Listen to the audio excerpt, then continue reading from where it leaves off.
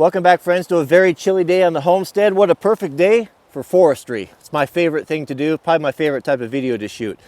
Let's throw the Mavic up real quick, give you guys a lay of the land and what I'm going to try to accomplish today. Today's road building is going to start at the north end of Jack's Bridge, and we're going to start proceeding through here, through these trees. Now, there's a lot of trees that need to be limbed up, so we'll be taking care of that to prevent any ladder fuels and such, as well as scratching the equipment.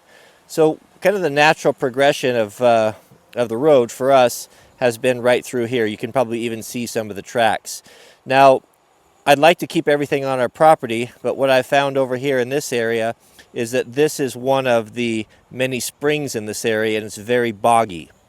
Now, you might remember some years back when we had that giant diesel wood chipper, the good folks at Bailey's let us use. Mrs. W went in here and we thinned this area out and took out about 70% of the trees, and it's really coming along nicely. You can see everything is thriving. We don't have trees that are competing for nutrients. This is one of the prettiest places of the homestead because every spring there's this yellow band of a ribbon of flowers, and in another week or two there's going to be purple ones that are mixed in as well, and it's just gorgeous. Problem with this area is it's very wet. If we go over here, we'll see. I just washed and waxed the quad the other day, and I took Mrs. W out for our traditional evening ride, and I got in here and almost got stuck in the bog of despond right there, and so we're not going to be going through there anymore. It never really dries up. This whole area is just super, super wet. So we'll take our road here to the east, and we will jump out onto the logging road here, and up, and we'll grade that road out, and then we'll come up here, and then the second half of our project this day, once we get this made, is we'll dive back onto our property right here at the property pin. And this is where we'll, ooh, that was close. And this is where the road will begin.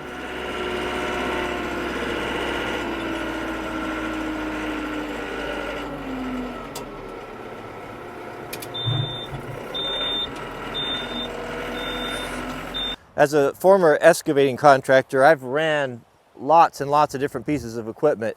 And I've got to say that there's probably nothing more versatile than a farm tractor because you can just do so much with it, so many different attachments. I'll get up in the morning, kind of think what I want to do with the tractor that day, and I can custom tailor it, configure it to the work that I'm going to do. From moving gravel with the front end loader to forks for pallet material handling, rototilling, all those things. For this sort of work, doing forestry work and road building in particular, the ideal is that frostbite grappler. You can, if you need to take down any timber or logs, you can easily move them around, even big gigantic stuff. I'll use that and I'll grab the bucket and bring that down with me if I need to move some rock or material that I can't do with the front bucket. And then the rear, of course, is the 6-way blade. The 6-way blade really couldn't be any more ideal for this sort of work because you can move the blade outboard, so you can grade away from the body or away from the tractor. You can change the angle so you can build crowns and do ditches. It's just so versatile. I would say that a 4-wheel drive tractor, of course, it's not going to be as good as purpose-built items, but for a single package, 30, 40, 50 horse tractor with a front end loader is about as versatile a machine as a guy's going to be able to get.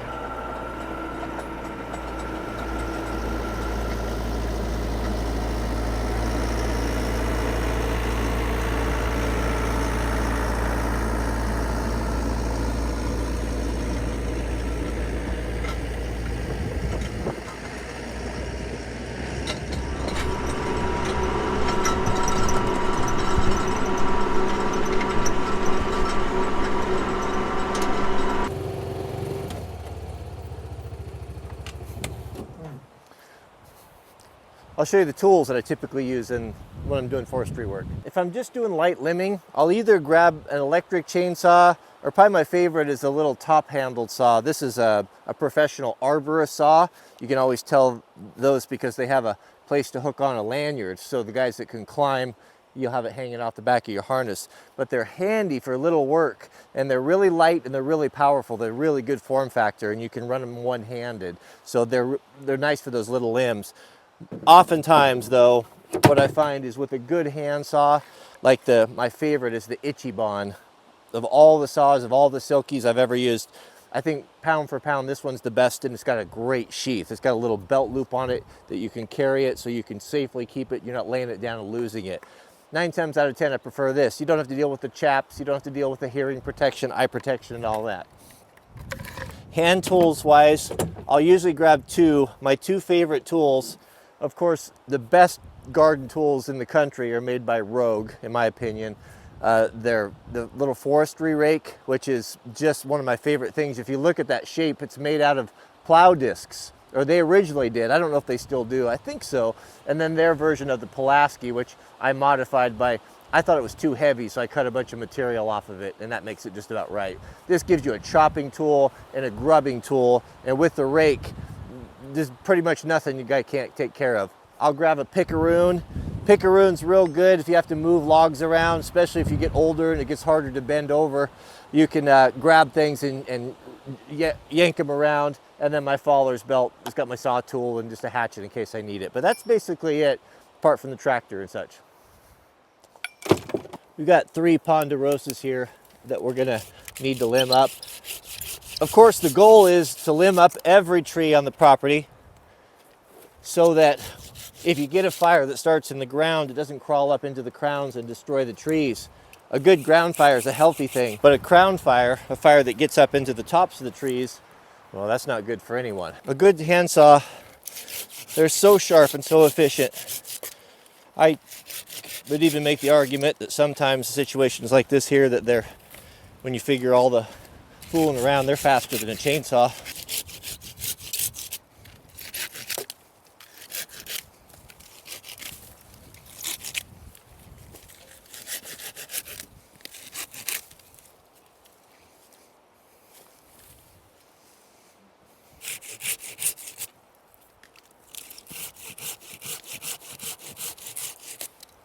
When it comes to your limbs, you can do 3 things with them. You can burn them, you can chip them, mulch them, or you can stack them up neatly they make great animal habitat, especially if you don't have a lot of, if you got a lot of exposed area, a lot of field, your little squirrels and birds and chipmunks and such, they're pretty susceptible to the overhead birds. And if they can have little piles that they can race to, you know, it helps them out a lot, and they'll make nests in them.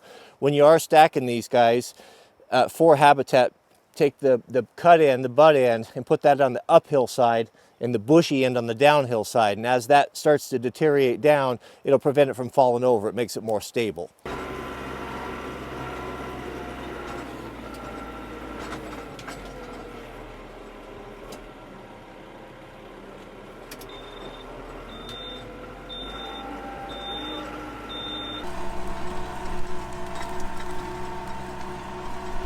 Does anyone copy?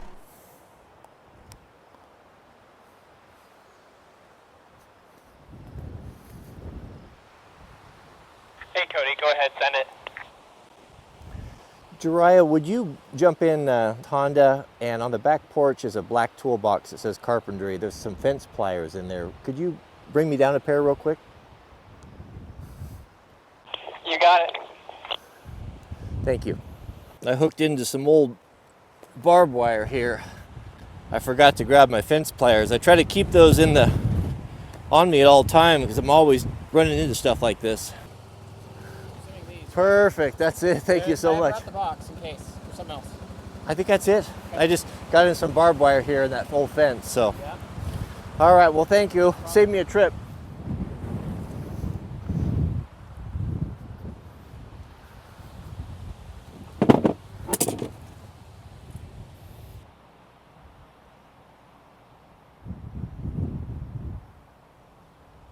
These are fence pliers. They're about 4 tools in one.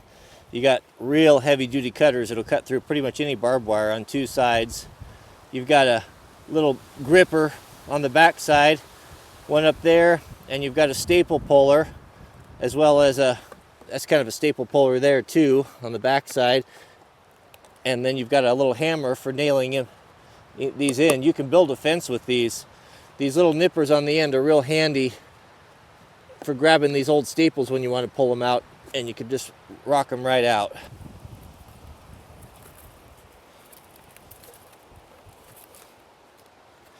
Nasty stuff, this barbed wire.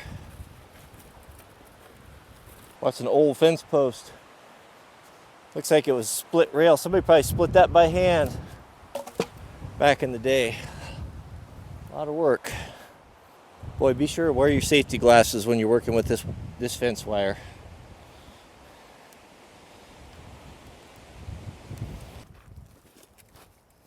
My blade's on top of it.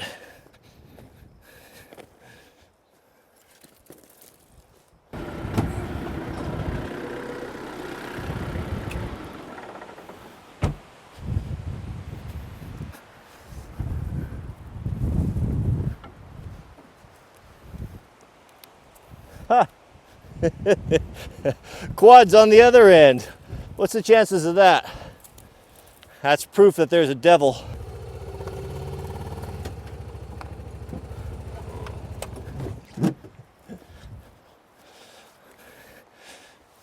Right there, that's one of those trials of life. I pulled off one tire and onto the other one. These are the things that test your moral character here. Back before I before I knew the Lord, man, I had a real problem with patience. I would just get so angry at things. I worked with this guy that was so funny. His name was Stan, and I was working for an excavating contractor, and those are usually pretty right-wing hunting type of conservative guys, right? Well, Stan, he was just the opposite. He was a left-wing wingnut with a big beard and Audubon Society and the whole deal, right? But it's always surprised me that he would tear up the earth like he did with all that equipment, but it didn't seem to bother him. He was really calm, and he took pride in that, how he had this calm demeanor, and he was like above all these other guys until something went wrong. I remember it happened like every day, but I remember one time he was fiddling around with the padlock, couldn't get the padlock open, and he was working with it like 3 or 4 minutes. Finally, he just flipped out. He went and grabbed the cutoff saw out of the back of the truck, and he started up, and he's ranting and yelling, and he just cuts through the lock and the chain and big gouge out of the equipment. He would absolutely lose his mind. One thing that God's really worked on me with is with patience. And man, I haven't arrived, trust me, but I'm a whole lot better than I used to be. But this is one of those situations that back in the past would have really, really got my goat. But, now I just try to remember, I know where it's coming from, and I know that's not the person that I want to be. And in the big scheme of things, it doesn't really matter. As my granddad always said, just can't sweat the small stuff.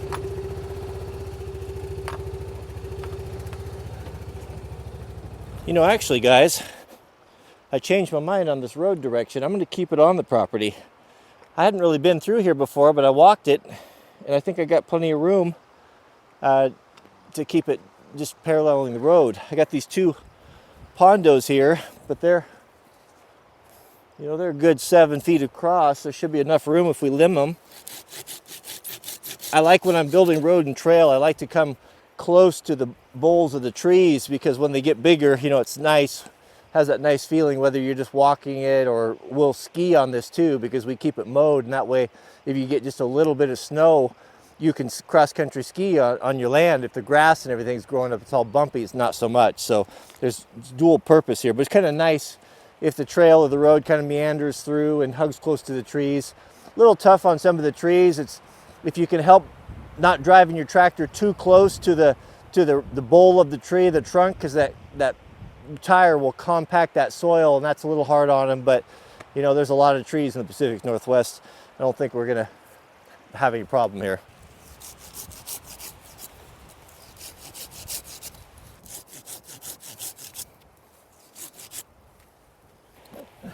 How you doing, Ray? Yeah, I just turned it off here. What are you up to? Oh, just over there talking to this guy. Has he got some work for you? Oh, they supposedly Good do. to see you. Maybe, we'll see.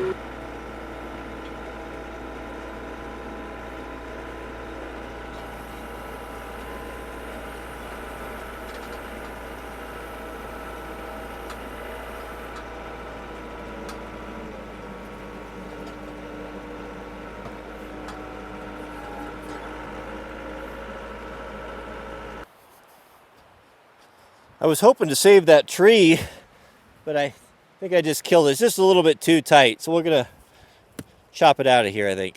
That Pulaski is about as handy a tool as a guy could have, because it grubs and it chops. It's a full-on axe as well. And I like the Rogues better than the traditional Pulaski because you've got that wide grubbing hoe on it, where you have such a thin one. You know, it depends. It depends on the type of ground you're in too. Sometimes those thin ones are better. But when you're cutting your trees down, if you take a Pulaski or a shovel, dig down below grade a little bit, cut that off low, then you don't have that stump sticking up that's going to trip you, tear up tires, or all sorts of problems. Just get hung up on stuff.